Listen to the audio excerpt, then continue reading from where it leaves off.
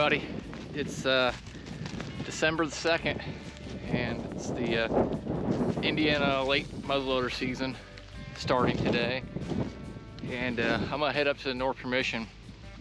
I got a really old, wide 9-pointer that's been showing up on camera pretty consistently. So I won't apologize for the wind if you can't hear me, but he's been, I mean, the last four nights he's been daylight, so chances that he's gonna show up tonight are pretty good, but my luck this year, he won't show up.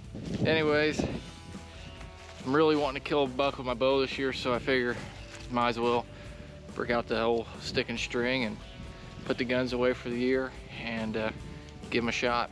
Been having a lot of deer show up on my food plot up there. Be heading right back to where we all started it, I don't know, 2 months ago. It's noon now. I'm gonna get inside, take a shower, and pack up and get heading up there. We'll see you when we get there.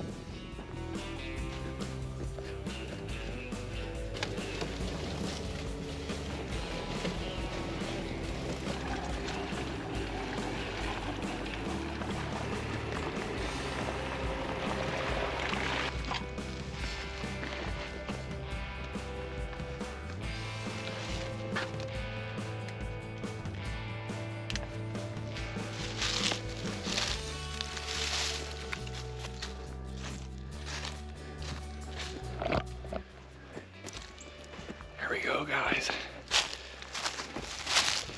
Start making the trek up this hill. Essentially, we circled all the way around. Got on the downwind side. Now we're going to use this ditch line to get up to the stand. This ditch line runs right up to the stand. Once we get to this first bench, we're going to take our time and look out in front of us. Make sure there's no deer beds on this south-facing hill.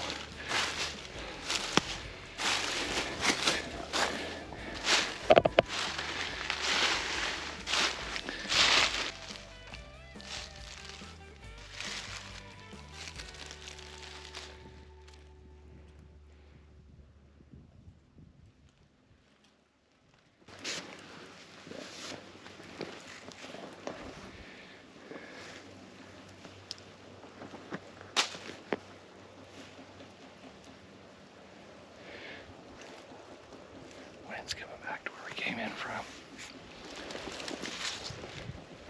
That's good.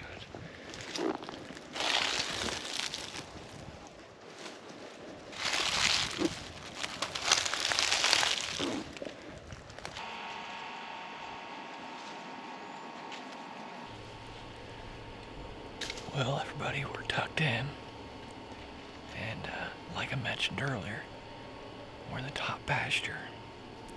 I think this is my 5th sit here this year. Hopefully we have some good luck tonight, and that big wide 9 shows up. He been showing up pretty consistent at night and in the mornings, but we had this nice front come in last night, and the temperatures really start dropping. I think it's like 38 degrees right now. We got tucked in here pretty quietly. I think we did really good getting in. Didn't bump anything. But it's 3:50 now. Last light's around 6 o'clock, so I'll have to check exactly what time, but I know from just working at night, it's right around 6 o'clock. Food plot's looking good. A lot of wheat. And clover's still pretty green in here. And they've been hammering it. I got the bow with me tonight, and like I said earlier, it is first day of late muzzleloader season. That's why I'm wearing my orange. Gotta finish, get tucked in, and put the rest of my clothes on to stay warm. So, hopefully we get to see some deer.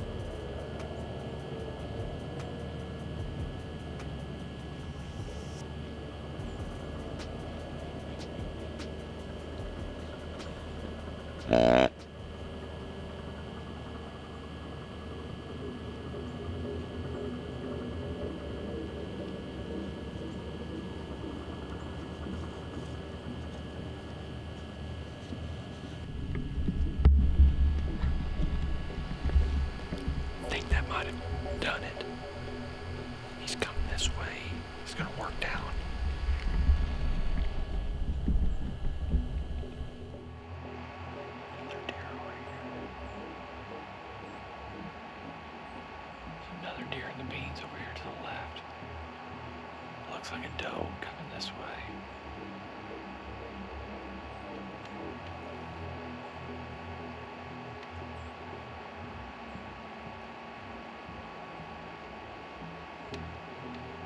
There's PW.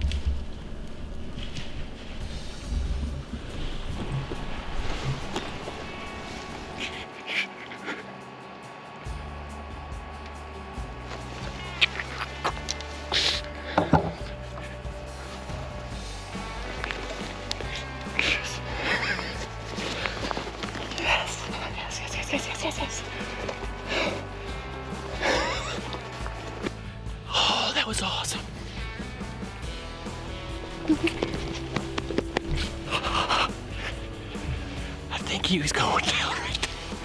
I tucked it. Oh, guys, I put it right in there. The arrow was hanging out quite a bit.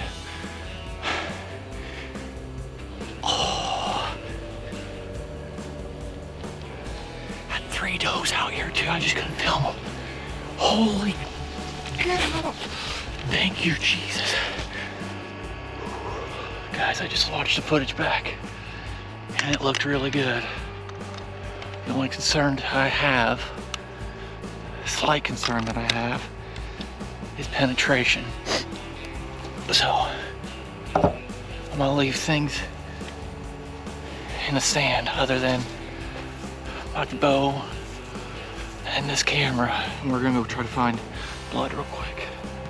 If we find a good amount of blood, we're gonna go after him. He had his tail tucked pretty heavy, so I think that's good. Let's go try to find him.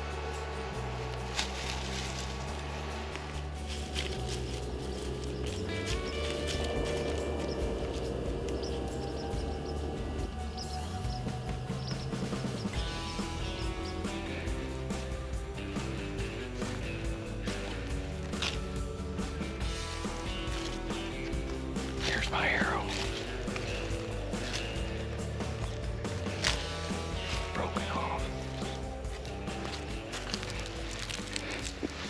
That much is broken off.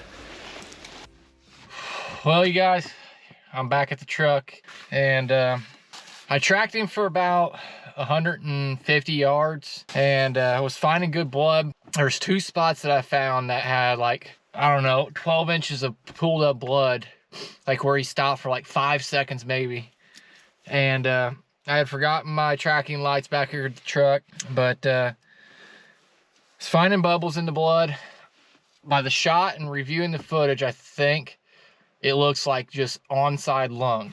But I found the arrow, and I have like maybe 6 inches of arrow left. So I'm thinking what happened is when he banked to turn into that wood lot, or to the north side of the woods there, that arrow actually lodged deeper into his body cavity and then snapped off by his shoulder. So that could be a good thing, could be doing more damage. That's what I'm hoping. But either way, I'm going to back out and drive home, and then come up here at first light in the morning. It's supposed to be really cold tonight, about 21, 22 degrees. So I'm not concerned about the meat. The only thing I am concerned about a little bit is the amount of coyotes that are up here. I think doing the right thing would be backing out, giving him time, letting him lay, and come find him in the morning when we got daylight. So gonna be a long night of no sleep, and I'm gonna go pull up the footage on the big computer screen and review it again. Well, got the bow with us, and just in case we have to put a follow-up shot on him, but hopefully that's not the case. We're gonna get worked up here and go all the way up to the food plot with the bad boy here, and go to the spot of the shot and get to track him. All right, guys, so we got up to the spot where I shot him. Tree stands right over here, and Whitney, you can turn around here. See the tree stand that was in last night, guys. So what I'm gonna do here is I'm standing at the spot where I shot him. I know the direction that he took, and I know exactly where he went into the woods at. So I'm using the OnX app here. I'm gonna get to this tracker start of it, hit the start button, and this is just gonna follow us GPS wise all the way down to where I tracked him last night and where I stopped, and then we're gonna follow along and really see how far he went and see the path that he took. So we're gonna get going. We're gonna take our time, go really slow, scan up ahead of us with the binoculars just in case he's not dead. But we'll see what happens. Good bubbles in the blood. And this is all I got left of my arrow. Oh, look in here. I mean, that's a good chunk of arrow that's still left in him. So, I hope that's good news. We're gonna get going, but there's a Good amount of blood right here.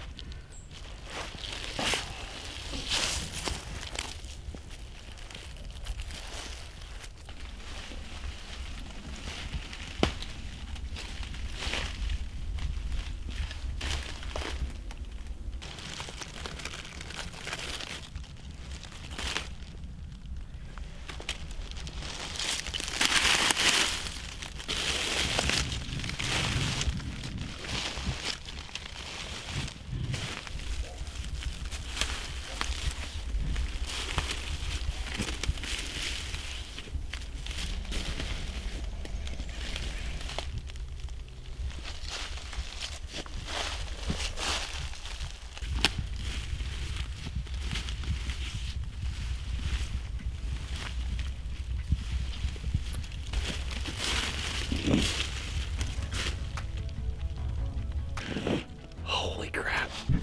I just seen him. Oh. Thank you. That's the bed that he was in. And I was just getting ready to tell you, was getting ready to say, typically when they bed down and then they get back up, they're within 15-20 yards of that first bed. Whitney still hasn't seen him yet. I'm gonna stop this tracker, guys. He went a long way. I see him. I was getting really scared. I was just getting ready to tell Whitney that I hope that we find a bed here within the next couple of 100 yards, because I was getting scared that he wasn't gonna be dead. But he died last night. I mean, this blood is all frozen over, and we're actually almost back to the front gate of the farm, which I was hunting up pretty close up front. But this is awesome. I'm pumped. We got a long way to getting back to the bad boy buggy. Well, guys, here he is. We got him all field dressed out and getting some photos of him, but I couldn't be more tickled. We had very few photos of this deer. Had 0 of them during the summer, but very few photos of this deer during the rut. But man, once he got around and he found the food plot, he definitely stuck around. We had a few photos of him on the far west side of the farm, but once he got to that east side at the food plot and at the neighbor's bean field up there that's got standing beans, he seemed to really stick around. We got a lot of does up there, so I think that kind of kept him around, and he was definitely the boss man up there. But he ran about 6/10 of a mile, and looking at the shot, I mean, it's right where it needed to be. I just don't think I got the penetration that I wanted. But needless to say, he expired last night, and he was stiff as could be this morning, and a lot bigger than what I thought. I did not think he was going to be this big. He's got good mass and a lot wider than I thought. So we really appreciate you guys watching, and hope that you guys enjoy watching, and go ahead and give us a thumbs up, hit that subscribe button down below, and give us a like.